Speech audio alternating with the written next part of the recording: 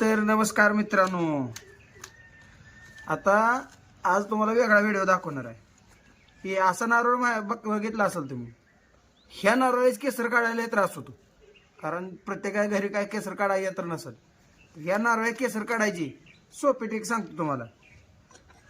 अशी पकड कोणा आहे घरी लोखंडाची, हां अशा पकडनं एकदम 2 मिनिटात नारळ केसर काढू शकतो. थांबा तुम्हाला दाखवतो.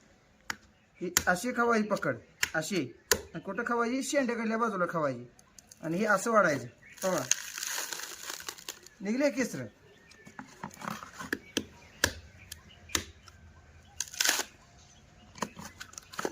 अशी 2 मिनिटात अशी केसर निघते. हे कशाला यंत्र लागतंय सांगा. फक्त वस्तू आपल्यापाशी पाहिजे. आणि जुनं जे सोनं असतं ह्यालाच म्हणते ती. अशा पकड्या आता कोण वापरण्यासाठी स्टीलच्या पकडे वापरतील. हे कशी वाटते ट्रिक कमेंटमध्ये आपल्याला नक्की सांगा. हे झाले केसर काढायचे, एकदम सोपा पर्याय. हे